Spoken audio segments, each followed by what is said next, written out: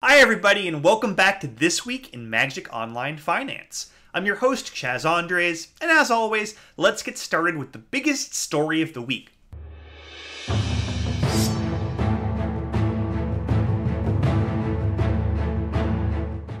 Which, of course, is the fact that thousands of Magic players descended onto the deserts of Nevada for Grand Prix Las Vegas, one of the biggest Magic events of the calendar year. And while it may not have the epic nature of that very first Grand Prix Las Vegas, it was better because I was there, where we played Modern Masters Draft on the main event floor. People were drafting beta this weekend. How cool is that? We're never going to see that one again. Now, in terms of finance, it was a big weekend for Krark Clan Ironworks. The combo deck ended up putting 2 copies in the top 8 of the Modern event in Las Vegas, including one piloted by Matt Nass, who seems to understand the deck probably better than anybody else in the world. But regardless, other people are going to want to play KCI, and I've started to see cards start to tick up a little bit on MTGO because of this. Mox Opal and Krark Clan Ironworks are 2 cards that have been actually climbing recently, but the one I like the most is Engineered Explosives. That card has been as high as 60 tickets in recent days. It's down to about 40 tickets now. It's a necessary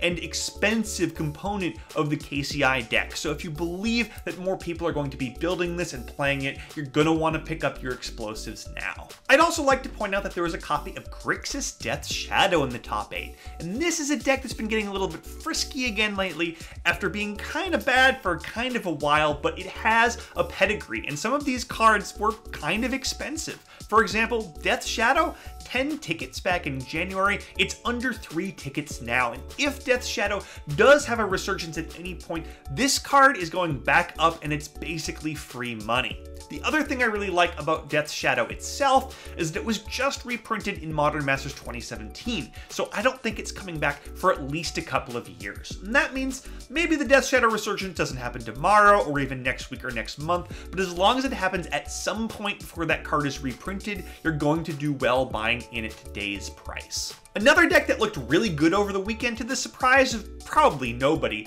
was Tron. Tron put 2 copies into the top 8. It's been looking good for a while now, and these cards have been expensive for months. It's not like you're getting some crazy discount here, but with Tron looking like such a major part of the metagame right now, a for sure tier 1 deck at the moment, we could see some short-term gains from cards like Wormcoil Engine and Oblivion Stone and Ugin the Spirit Dragon and Karn, and these cards may actually end up ticking up from the prices they're at now, even though they're already kind of high, so it's worth keeping an eye on those ones going forward. Let's move on to gaining ground, where in Standard there was just not that much ground to be gained. It was one of the most bearish weeks of the entire year. The index dropped considerably across the board, so there really weren't that many gains. What's going on? Well, it's summer, which is always bad for Standard prices, and the metagame is not really all that great at the moment. The top 3 decks in the format are either Black-Red Aggro, or Red Aggro, or Black-Red Mid-Range, which makes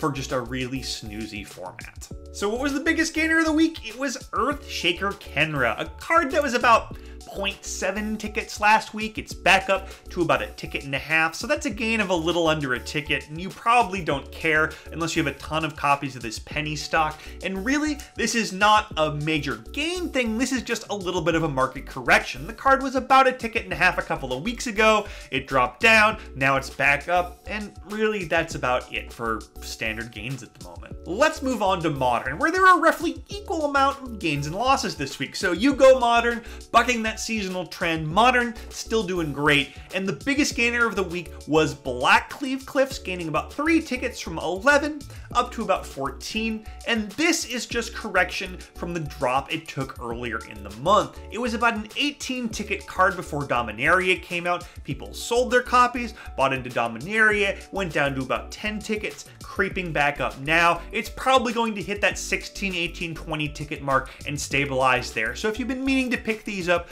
I'd grab a copy now, and you'll be able to save a couple of tickets over what the price is going to end up being. Let's move on to our biggest loser, where in Standard, it was Walking Ballista.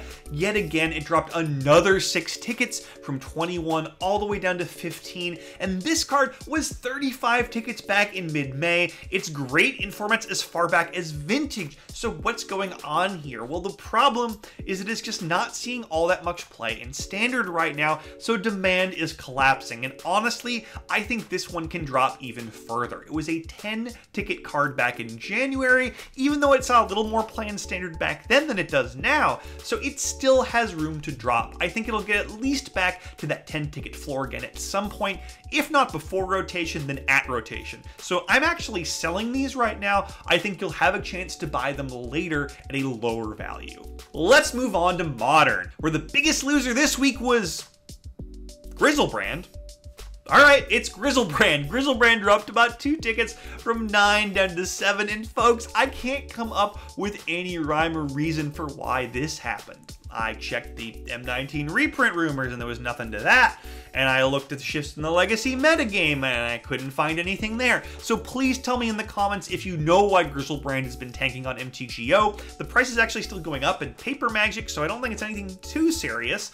Otherwise, I'm just gonna call it kind of a soft buy. If you've been looking for one of these, you can probably get it at a 2 or 3 ticket discount. It's usually about a 10 ticket card. It's around 7 now, so pick them up. Now, my sneak of the week this week is Modern and Pauper staple Days.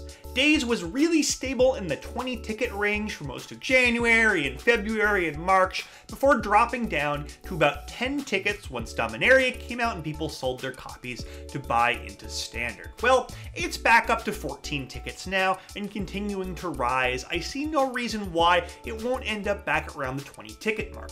Don't think it has too much room to run beyond that, but if you've been looking to pick these up, you can grab a playset now at about a 5 ticket, 6 ticket discount per card, and that is definitely worth it. As always, let's end the week by taking a look at the MTGO Traders sales data over the past 7 days. And this gives us a great idea to see which cards are selling the best on MTGO right now, regardless of price increases or decreases or hype. Looking at overall sales by volume, there's not too much to report. It's our usual list of heavy multi-format hitters, cards like Lightning Bolt and Abrade and Path to Exile and Fatal Push and Damping Sphere. And the only real note I'll make there is that Damping Sphere is going to be a solid long-term hold for a while. You have a while to buy in as well, but at some point it's probably worth owning 10 or 20 of these at least. Another thing I wanted to note here is that Shalai, Voice of Plenty, was one of the most sold rares of the week.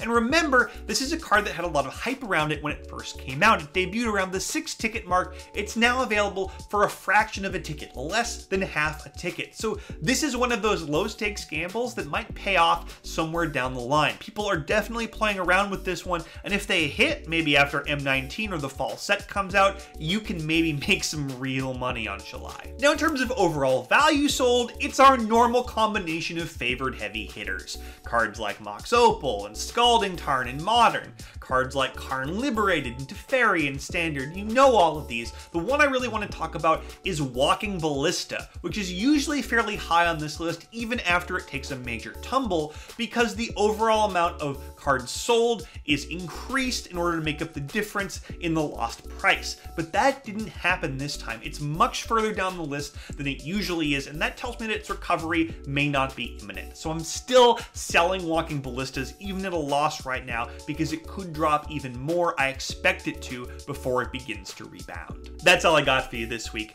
I'm Chaz Andres. Join me next Monday morning for another episode of This Week in Magic Online Finance.